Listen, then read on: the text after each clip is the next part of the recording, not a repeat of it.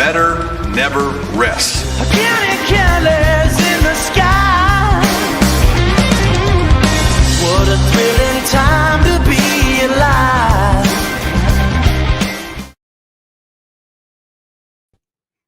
What's up? It's the Georgia Show here on the Dawgs HQ YouTube channel. Thank you guys for tuning in this evening. We appreciate it. We are presented by American Pride Bank, great partner of ours, great friends of ours, because they do great work. American Pride Bank is the bank for small business owners who want local, fast, flexible solutions. Whether you're looking for a loan to expand or need everyday banking, we've got you covered, and you'll always talk to a decision maker. Visit us in Athens, Alpharetta, or online at americanpride.bank. Your community bank, your trusted partner, member FDIC, equal opportunity lender. And that's americanpride.bank. They bring you the Georgia Show once again on a Sunday night. Jake Rowe, both of us fish out of water this evening. I'm house sitting. You're down in Pearson, I believe. It look like you're in the craft room right now. I'm starting my own present wrapping business. I've always thought you would be good at that. I am really good at that, actually. My grandmother owned a style and a gift shop, and I used to wrap presents around Christmas all the time. I'm actually pretty good at it. Nice.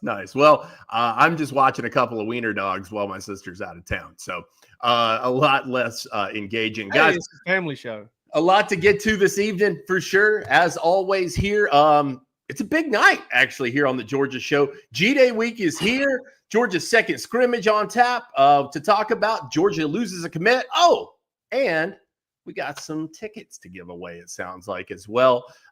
We are partnered up, Jake, with the Georgia Rodeo, and they want us to hand out a pair of tickets, I believe, to one of our loyal watchers, loyal followers here on the Georgia Show. They do, absolutely. And I guess we can go ahead and, give away a couple of them now. Let's get into these comments. Listen, we're going to talk about the G-Day week first and give folks some time to get into the comments. Right. So I'm with that. Get into these comments and kind of get ready. All right. Because we're going to have a couple of trivia questions. We're going to give away 4 tickets, combo tickets to the Georgia Rodeo plus G-Day the next day, kind of itinerary style tickets. You will have guaranteed tickets to both events if you win this. We're going to give away 4, and then we're going to give away 2. So we've got 6 total to give away. Figured it's easier to kind of give them away in packages like that. And listen, we're going to talk about G-Day first, but then we're going to jump into that Georgia Rodeo G-Day ticket giveaway. And don't necessarily focus on Georgia football trivia if you're thinking. Listen, this lineup at the Georgia Rodeo is going to have a pretty cool little country lineup here. Red Clay Strays, Zach Top, some others. It's going to be really good. So we might be going country music on the scratching mine and Jake Roos's itch both. And then we got a Dawgs HQ trivia question for you. In the long history we've been around, we've accumulated a lot of facts, and you're going to need to know them. So study up. We're going to come back to you in just a minute. Sure, absolutely. Jake Rowe, G-Day week is here. It's crazy to think, to be honest with you, that the Dogs will be playing their annual spring scrimmage on Saturday, because it feels like we were waiting forever to get to spring practice, and it's just kind of blown by, man.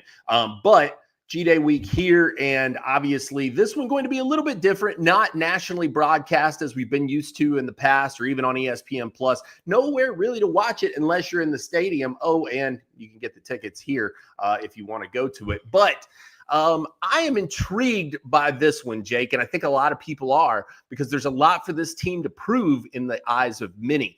Gunnar Stockton taking over full-time duties at the quarterback position, penciled in, we think, to be QB1, although I'm sure Ryan Puglisi will lead the second team out there as well. They'll kind of duel it out. Be interesting to see, and I don't know if you even have a handle on this, Jake. Are you expecting them to kind of go full-on scrimmage style with this? Because we've seen some of these variations throughout college football. We're practicing situational, or we're practicing, skills or various things. Is this going to be a full-blown actual live scrimmage between these Georgia Bulldogs? I got no reason to believe it won't. I just haven't seen Georgia do it any other way. And honestly, if you start going situational work, then you don't get to be as vanilla as you want to be. You start to get into kind of deeper into your playbook. If you're going to run 7 or 8 red zone plays in front of everybody, then you're probably going to get to some stuff that maybe you don't want to show. So I would assume so, but I don't really know. I mean, I think Kirby's probably the only person that's going to have that information. My favorite thing about this, though, is if you don't go, you're at my mercy. Okay, whatever I may write a story. I may write a story for everybody who wasn't there about like the Dark Knight Rises and the field blew up and all that stuff, and like somebody took it over and has us hostage. It's just it sucks. That part sucks because I do like having a game thread on G-Day and kind of popping in there and talking with people about what's going on in the game. That's a lot of fun for me. And I love game threads. I mean, even when folks are losing their minds, it's you're either laughing or you're crying. And I do think it's going to be kind of a normal G-Day. And especially in the instance that it's always an air show. Georgia always airs it out. They throw a ton of balls. They put the football. It just kind of is more exciting for the fans. And I think Kirby's going to kind of want it that way. I'm going to be interested to see in the future if Georgia holds spring games. Are the spring games ever going to be on TV again? Because I do think Kirby's on to something here with being able to control that entire day. They don't have a pregame television camera production meeting going on. They don't have anybody. I mean, everybody wants to talk about the Georgia-Florida game and getting that game on campus every other year. You need to talk about the time commitment that is G-Day when you've got a television crew in there and you've got, somebody coming in on Friday to kind of talk to you about your team and meeting with hours with the team, with the people that are going to call it. Listen, I'm not saying it's a big inconvenience. I'm not saying, that I like it because I don't, but I do understand where he's coming from. And I think if I was a head coach and I liked it, the way this goes and I get the time I want to recruit and spend time with guys, I don't know. I might keep it that way, even though, again, the fan part of me and the fan advocate part of me certainly doesn't like it. Yeah, Shane Daniel over here in the comments says, is there going to be any way we can stream it? Not to anyone's knowledge, man. I mean, it does not appear that that's going to be the case. And my guess, Jake, is I know you and I had joked on the phone the other day that somebody could really make a mint, probably score some views on YouTube if they went live with this thing. But SEC owns broadcast rights, I would have to assume. So if they do, I imagine it'll be pulled down pretty quickly.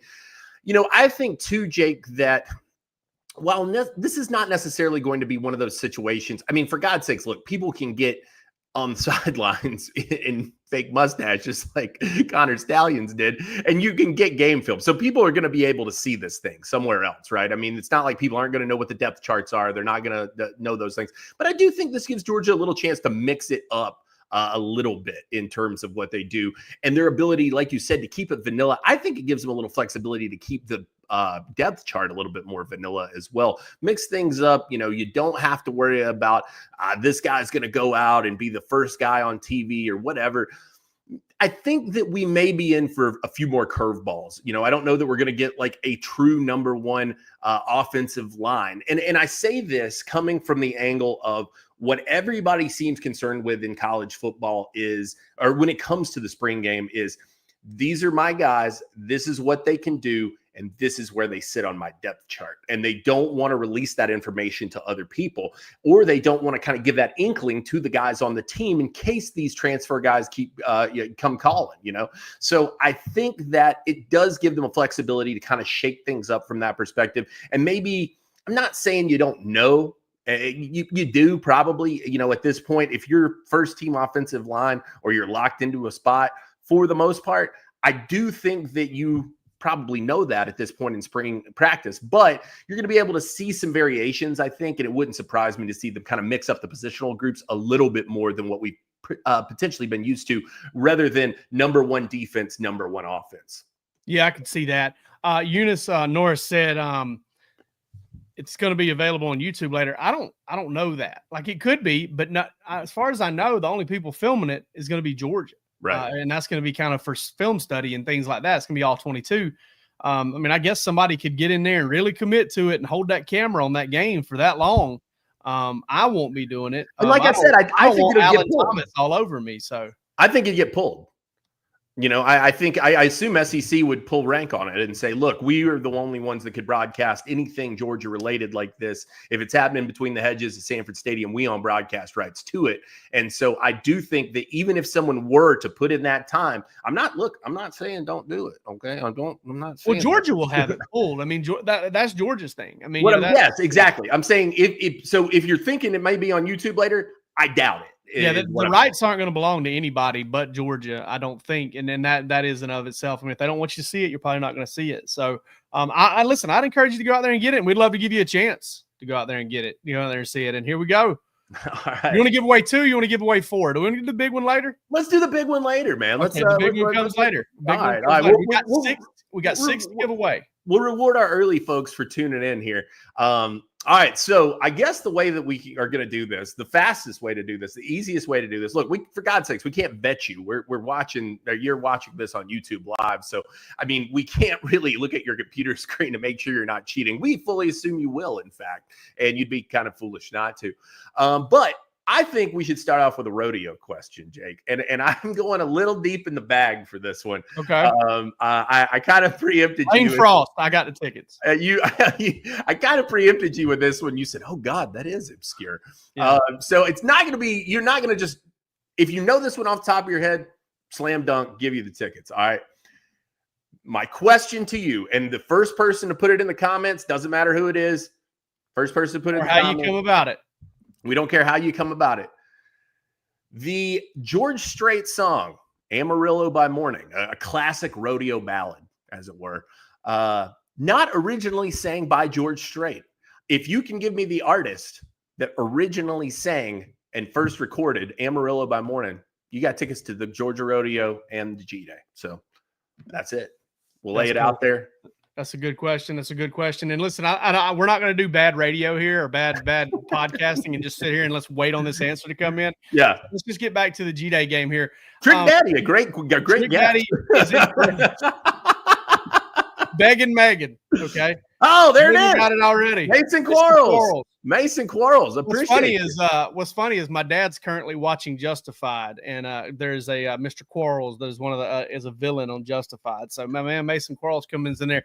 Kevin Jones and Tyler Rivers, you are you're a step too late. But, we appreciate. Congratulations, Mason. You're going to see the Red Clay Strays. You're going to see Zach Top, and you're going to go see G-Day on Saturday, man. That's awesome. So, yeah, that's awesome. And listen, if in order to get the tickets, obviously they'll be transferred electronically. Shoot me an email here. I will link up with Mr. Quarles here in just a minute.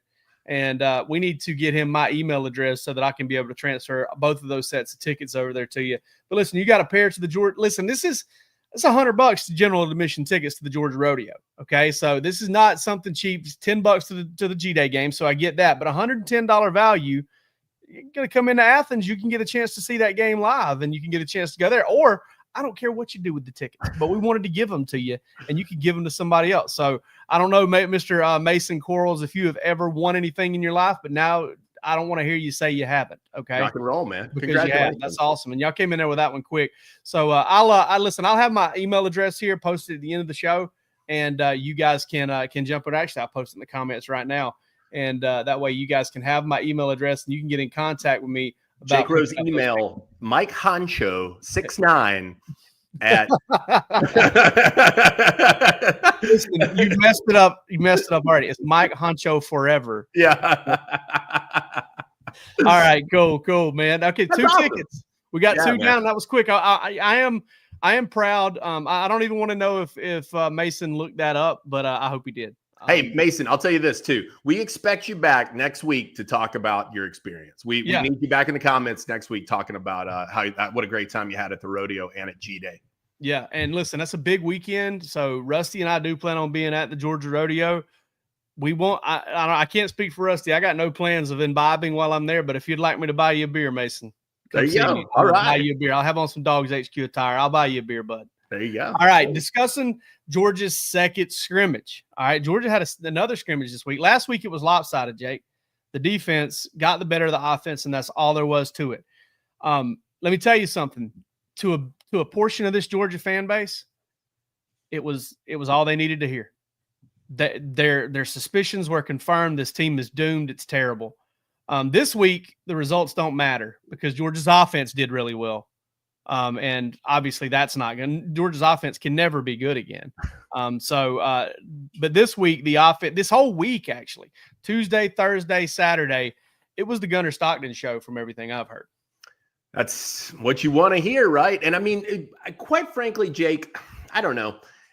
I'm trying to recall how this always goes because I know that there's a method to this madness, essentially, of it's typically that the offense has the upper hand in these the early scrimmages, if I'm not mistaken. I mean, I've always thought the defense had the upper hand because defense is just kind of the defense benefits from discombobulation. Yeah, that's true. That's fair. You know, like, I mean, but that's what I couldn't recall. I can't recall how that goes. Yeah. When you bring back a veteran team like Georgia did last year, the offense just tore the defense up all spring long. It was just one murder after the other until you got to G-Day and the defense actually held its own a little bit. And a lot of that was because Georgia was extremely one-dimensional in the G-Day game. They just threw the ball all over the place, and that was how they worked. And lo and behold, that's how the season played out too.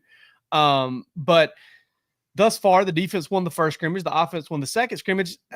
Back and forth spring is kind of how you want it to go. I feel like you want to see good from both, I'd assume. Rubber match here on the G-Day. This is one for all the marbles. Yeah, look, I think that it's one of those situations. There are a lot of pieces that need to gel in this thing, Jake, and it's good to hear, like you said, that there's some balance going on. And quite frankly, that the offense was able to kind of take this one after taking some lumps in the previous one and kind of run with this one and say, all right, look, we got to regroup. We got to get back together. We got to figure this thing out.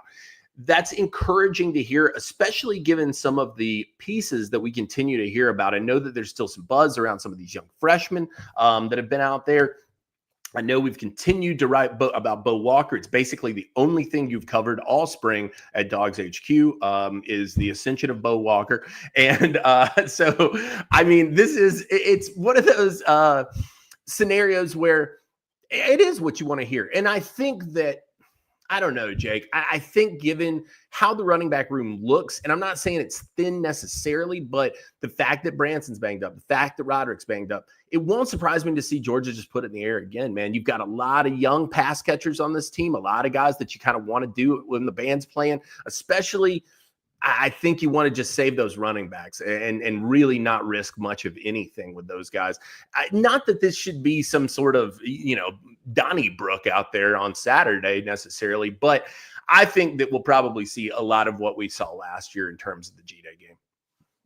Yeah. I mean, it's been that way every single time. It has been that way every single time that I've watched a G-Day game under Kirby Smart. I mean, all the way going back to Jacob Eason in 2016.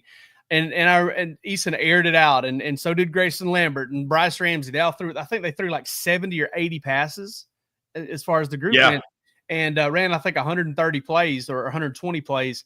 It may have been more than 70, 80, but I remember Kirby Smart saying, listen, it's for the fans. It was 93K day then. Well, the attendance has been less and it has dwindled in G days since, but nothing has changed as far as it being a passing attack and passing heavy scrimmage. And I certainly expect to see that again on Saturday. And quite frankly, Jake, I think that this year, probably more than any other in the Kirby Smart era, that may be what people want to see more than they have. I'm not saying that it's not necessary. Look, everybody always wants to see the quarterback. I get that. I'm not saying that that's a unique thing, but there are a lot of questions about Gunnar Stockton and Ryan Puglisi and how do these guys all factor in? I think that it's one of those situations where this one, I don't know. I started to say this and now I'm kind of hesitating because it's one of those things where inevitably, because it's what always happens at G-Day, people are going to read in too much to what does or doesn't happen. And ultimately, will it mean a lot in the fall? Probably not. We've seen some G-Day warriors out there, man. We've seen some guys that come to the spring game and they just put it together and they look all world. I mean, they're Derrick Henry. They are Matthew Staffords of the world. I mean, they're just like, they light the world on fire and you never hear from them again. So I hesitate to read too much into it from that perspective, but I do think people will want to see Gunnar Stockton and the throw-in motion. That was one of those things that caught a lot of ire last year. Is that a band? What? Is that a band, Gunnar Stockton and the throw-in motion? I like that, actually. That's really good, dude. It does sound pretty good, actually. There's a young Athens punk band out there that should run with that. This is Gunnar Stockton and the throw-in motion. And then you've got Ryan Puglisi. And look, I think people want to see him get out there and stretch the field. He didn't have a chance to do that last year. We didn't get to see him in G-Day. So I think that the ability to get out there, air it out, and really kind of flash that arm a little bit, you hear about the strength in that thing all the time. I think that that's one of those that would be really, really compelling. So I look for it from that angle. I think that for me, and it's always this way, Jake, I don't know how you feel about it, but I'm excited to see the young guys. That to me is where this thing matters the most. How does Elijah Griffin look when he lines up? Does he look like Kristen Miller, like a third, fourth year guy out there already physically? Yeah, probably. I think he's going to, from everything we've heard, right? You've seen him in person. So, I mean, it's a chance to kind of see how those guys stack up in those situations. And then, who's kind of got their cool, who's kind of able to kind of take in this moment, which is a much smaller scale moment than what they're getting ready to walk into on SEC Saturdays. Tyler Rivers says, sounds like Gunnar Stockton in throwing motion should. I agree. I agree. That's a good one. We've got somebody. Listen, I do not want to mess up your name, buddy, but he's saying hello. Stuttgart, Germany. We appreciate that very, very much. I wanted to address this question from Bag and Megan, especially since he made us laugh a minute ago with the comment on Trick Daddy. What's the whole story of Branson's injury? He came back for like 3 carries last season, disappeared. Is he still out? Whatever. All right, so here's the deal. Branson came back from that patellar tendon tear this last season, and I think he played in the first 6 or 7 games, or 5 or 6 games, something like that. Then he suffered against Mississippi State an MCL injury that knocked him out for another 3 or 4 weeks, 5 weeks, and he was kind of getting ready to come back from that. And then he had another serious knee injury where I think he tore his PCL and meniscus and had to have another surgery. So he's had 3 injuries to the same knee. It's a horrible break. It's just a horrible break. Sorry. And that's how it goes sometimes. And, I still think he's the kind of workout warrior that can kind of bring himself back from this. But, man, you want to talk about getting robbed of a lot of confidence in the process. It's tough to come back from. It unfortunately brings to mind, and I know it's not at the same scale, but because of the amount of time we're talking about and because it's the knees, it makes me think in recent memory of Zamir White. And I know that. Well, if he comes back and is as good as Zamir was post, that's what I'm saying. That's what I'm saying. I don't know. I mean, but like, remember, I mean, the word on the street and everything we had of Zamir prior to coming to Georgia was this guy is the guy. Yeah. Branson Robinson was expected to be that guy. If he's as good as Zamir White was when he returned, that would be phenomenal. I just hope that that's the case ultimately in the end. Yeah, that would be great. I would love to see that for him. I don't even care if it's at Georgia.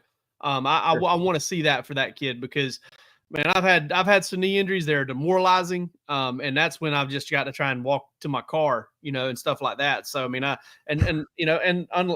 unlike Branson, I have actually ripped my knees to pieces just doing normal, regular people stuff like walking down the steps. Yeah. So tore a quad tendon doing that. So listen, I'm really excited about getting to see Georgia's running back room in a different way at G-Day. One of the things I've heard about Dwight Phillips this spring is dude's caught some check downs, caught some design throws out of the backfield, and he's made a lot of them.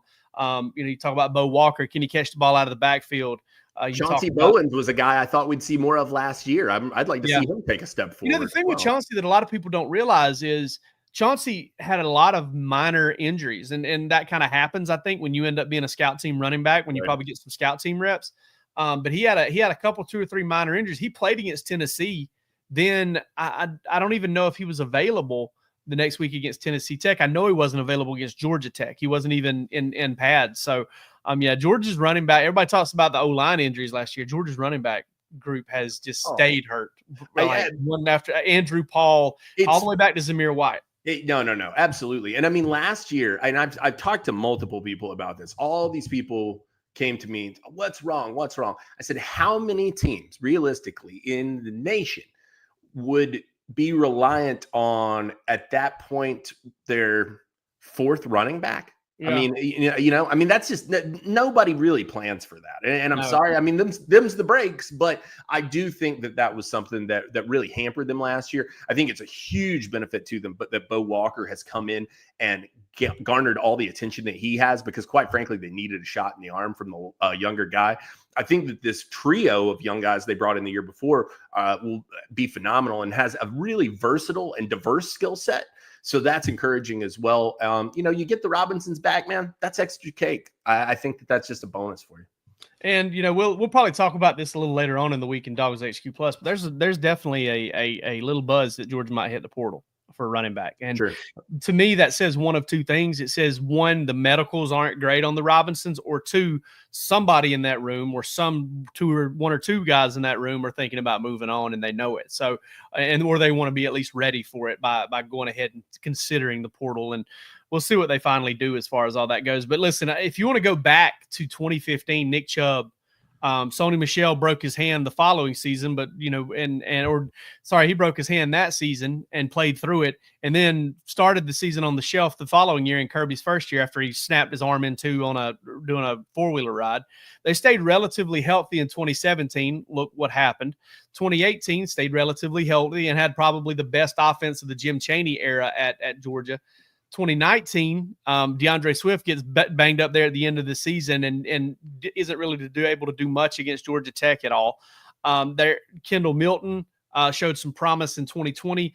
And then no offense to Kendall at all. I was his biggest defender ever, but take his whole career was injury issues at Georgia. Yep. Just a little bit of something every year. And then when he played, he was ridiculous. So you look at that 2023 season last year, Dejan Edwards and Kendall Milton were banged up. 2024 again, mash unit. So I know people are going to say, "Hey, what are you going to do about practice?" Well, practice is the reason Georgia is where it's at, and it's there to stay. It's there to stay a contender every year. I know there are a lot of people with doubts about this team. 9.5 game win total with the schedule that Georgia has projected and national title odds. You look at all that, Vegas doesn't build those buildings out there off the back of sweat. They do it with money and green money at that. So that's where we're at on that. And listen, Georgia is going to practice the way it practices. It's going to do its thing, and it's going to have some injuries because of it. But that's just the kind of way, the way it's going to go sometimes. But yeah, I thought you were going to give me a little bit of a lead in there, but you just don't injure your eyes here. Go, you just threw me the graphic up and said go, buddy. All right, so listen, our friends at Sunheis, all right, tremendous sponsors.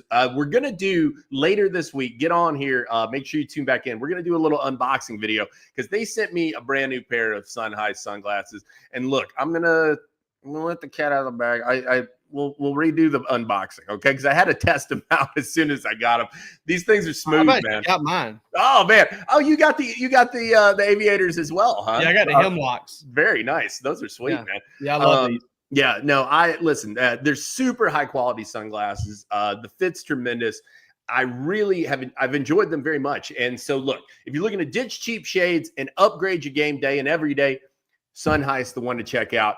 If you're looking for something that can handle the heat of a Saturday in Athens or any adventure, Sunheis is changing the game. They're offering high-quality, durable sunglasses built for life at prices that don't break the bank.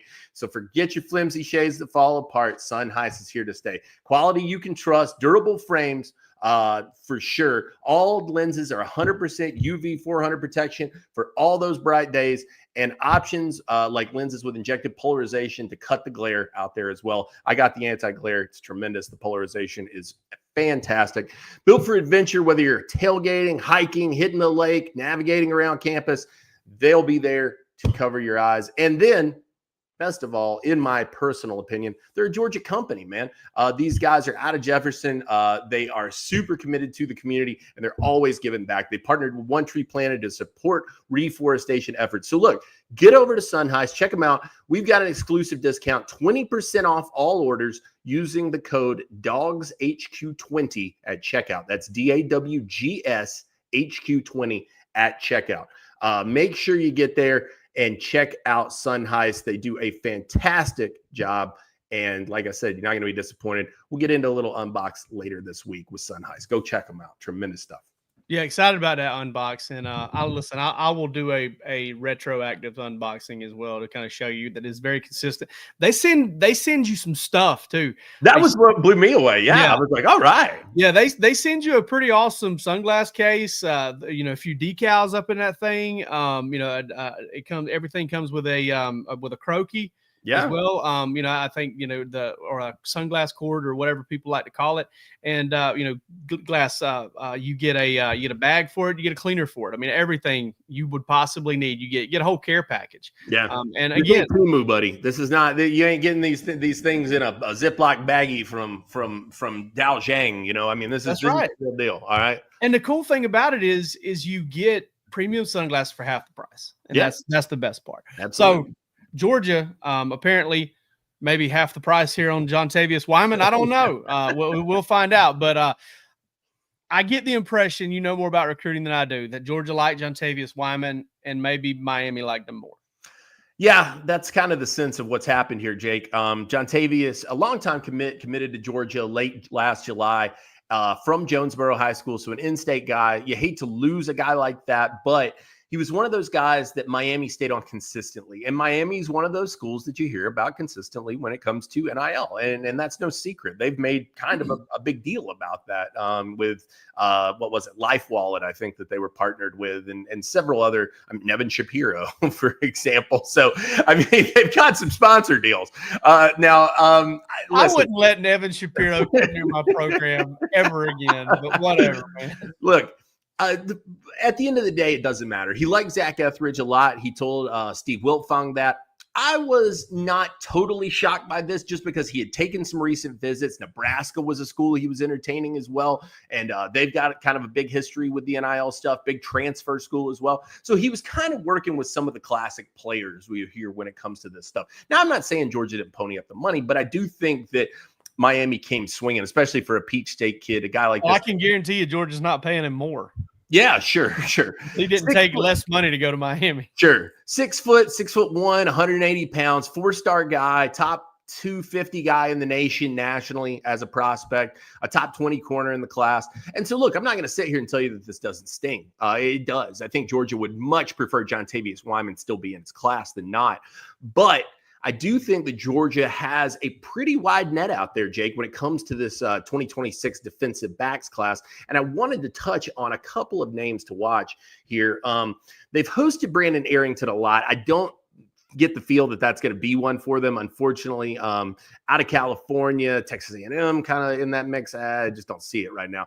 Jordan Edmonds is a guy they'll continue to recruit despite his commitment to Alabama. Out of Sprayberry, might be a tough pull there for sure. Justice Fitzpatrick is the first name that kind of pops up that I say, yeah, that's definitely one to watch. Brother of Minka Fitzpatrick, number 56 player in the nation out of St. Thomas Aquinas. They've done pretty well in that area over the years. They got James Coley back. He's very, very familiar with the Fort Lauderdale area as well.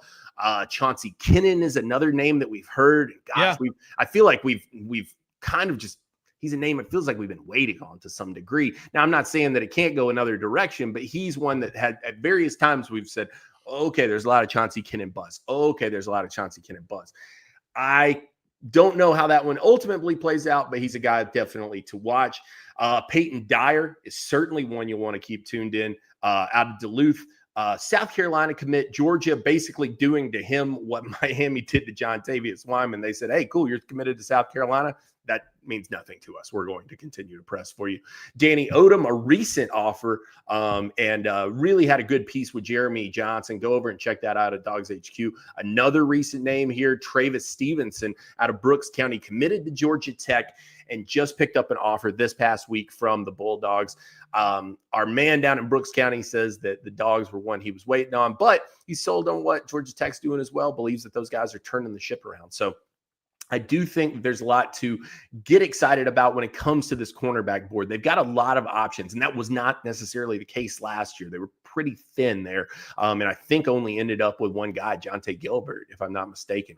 I'm sorry, no, the Dominic Kelly reclassified as well. And I want to say something about him real quick too. Like, they've been very impressed with him, from what I understand. Like, he's a young reclass guy. It's going to take him probably next year before he's ready, but they like what they see from him early on. Yeah. So look, like I said, I'm not going to sit here and undersell it. Jontavius Wyman's a really, really good player, an excellent player. Georgia recruited him very hard, and I expect that they will continue to do so. And if he has a change of heart and decides that the Peach State's home and he doesn't want to get too far away from the house, I'm sure they'd welcome him back with open arms. But once again, the onus kind of on Dante Williams here. He kind of needs to hit on a few guys in this class. It was a rough cycle last cycle. I think this cycle not exactly going to plan as he would like it. So I do think that the Dogs got some work to do at cornerback. But like I said, meat on the bone there.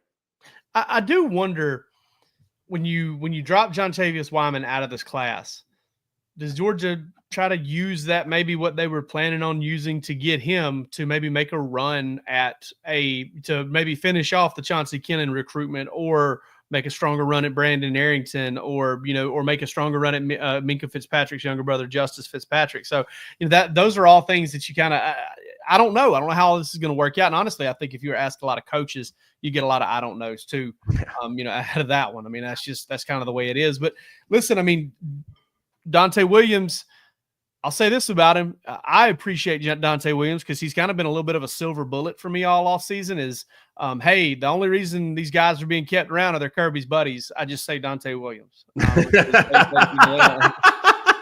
I'm sure Dante Williams and Kirby get along just fine, or he wouldn't have a job, but he was not brought to Georgia because he was Kirby's buddy. Okay, yeah. So let's just get that out of our heads real quick. Kirby will do whatever it takes to win. That includes maybe hire a guy from across the country. But I do think it digs into a deeper issue when you start talking about the coaching stuff.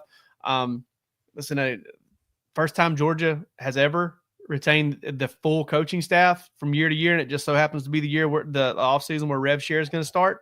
I don't think that's a coincidence. Well, and look, I'll give Dante Williams this as well.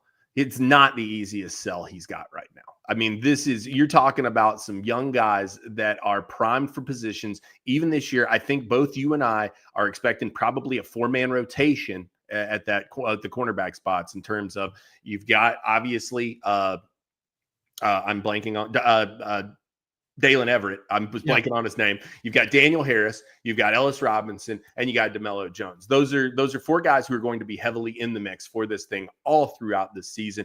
Then you expect, probably, I would believe, that DeMello Jones and Ellis Robinson probably pencil in for next year. Andre Evans, I feel like is a guy we've heard a little bit about as well. Sounds like he's made a little bit of noise out there.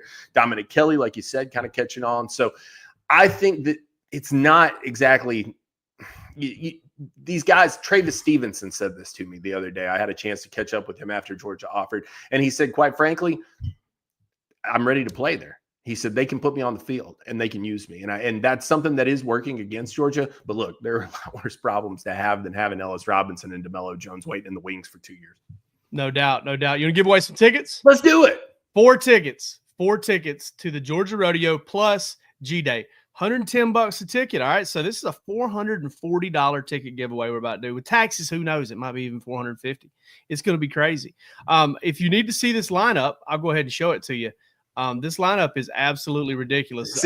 Red Clay Strays, Zach Top, Cameron Whitcomb, Maggie Antone, and Gabriella Rose. I'm not going to lie. I don't know a lot about those last 3, but I am big fans of the first 2 without question.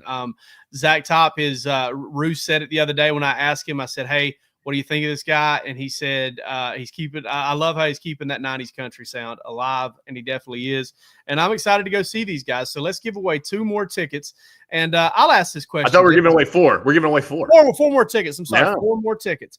And my email is up there. And I think Roos couldn't believe I gave out my email to you guys. I don't really care. I'll just hit mute or ignore you if you bother me in my email. So I'll just move on from it. It doesn't matter. I've had it forever. Very simple question. This is Dawgs HQ trivia.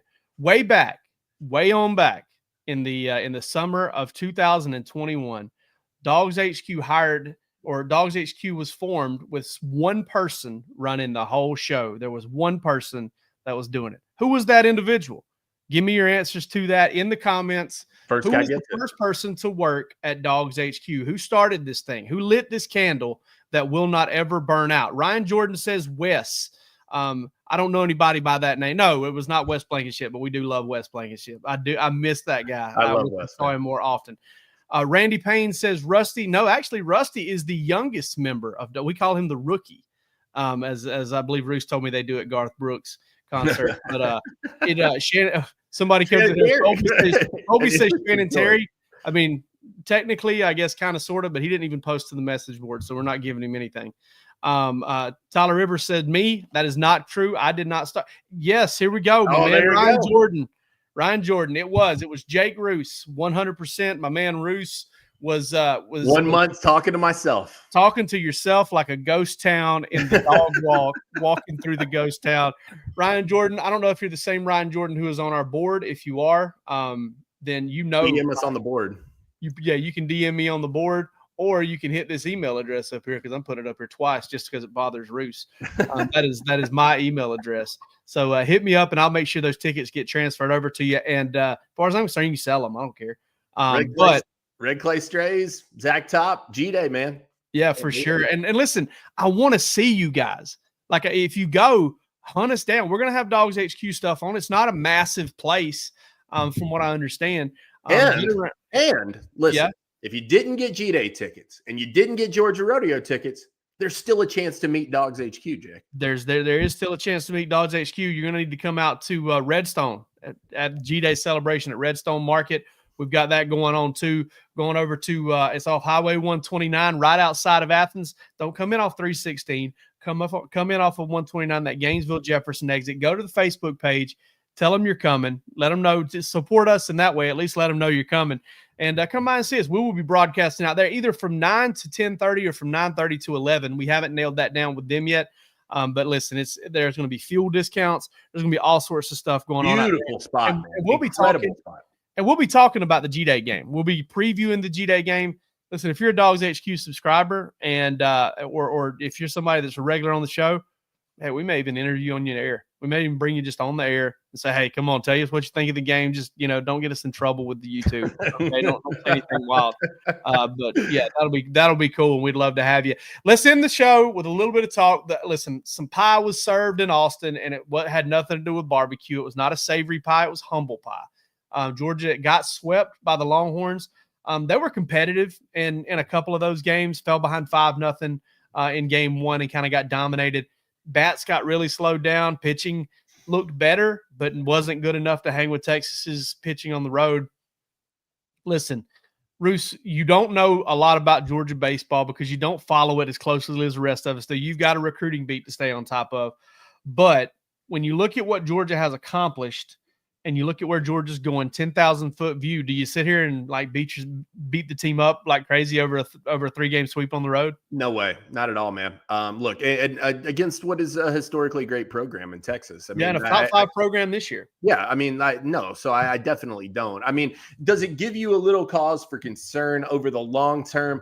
Not me personally. I don't think so. And the reason I say that is because baseball's a long season. You're going to have hiccups along the way. I mean, that's inevitable. And quite frankly, Jake, to some degree, Georgia baseball has been rolling at such a clip this season that maybe a little wake-up call was good for him to say, hey, look, this is really where you kind of fall in the pecking order. You got to take it up another notch from where you even are. So I don't think it's the worst thing in the world for them. I don't think that it spells doom and gloom for Georgia baseball. I think that these guys have everything still ahead of them in a major, major way.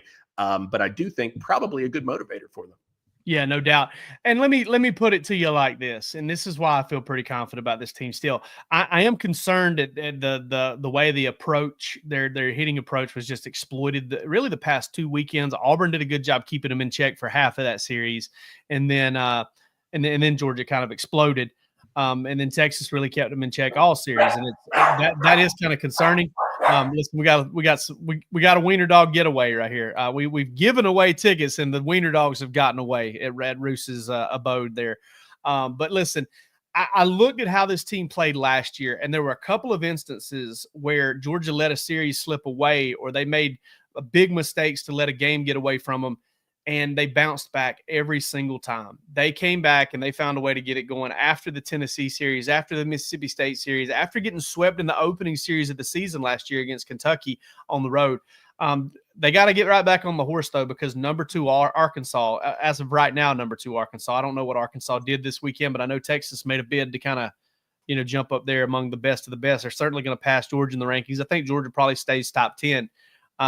But they got a chance to bounce back against a really good team this week at home, and that's very much what you expect from the Bulldogs. And listen, there's a lot going on at Georgia this weekend. G-Day, Georgia Rodeo, Georgia baseball is playing Arkansas. We got G-Day celebration over at Redstone. This is a perfect time to come hang out with Dawgs HQ. We want to meet you. We want to see you face to face. We want to spend time with you. So come out and see us. Come out and meet us. If you see us, hell, if you see me at the G-Day game, I don't care. I'm working, but I got time, man. Call us over to the side. You know, we love meeting our listeners. We love meeting our viewers. If you can make yourself watch or listen to us for, I don't know, 45 minutes, then you deserve a little pat on the back, and I'd love to be the one to give it to you. Absolutely. Look, I'm completely thrown off because I've just been throwing provolone cheese at small dogs. So I'm going to let's wrap this thing up here. He said the specific type of cheese. Let's take this thing on out. Guys, look, so much to get to. We'll be back with you. We got Dawgs HQ Plus later this week. We'll be back with another edition of the Georgia Show. We've got G-Day. We've got the Masters this week. It's going to be absolutely bananas, wall to wall. Get over to Dawgs HQ. Come hang out with us. Come hang with us at Georgia Rodeo. Come hang with us at Redstone. Come hang with us at G-Day. We appreciate everybody tuning in this evening. Thank you to American Pride Bank. Thank you to Georgia Rodeo. And thank you to our friends at Sunheis for sure. We appreciate you guys for tuning in, and we will catch you later this week.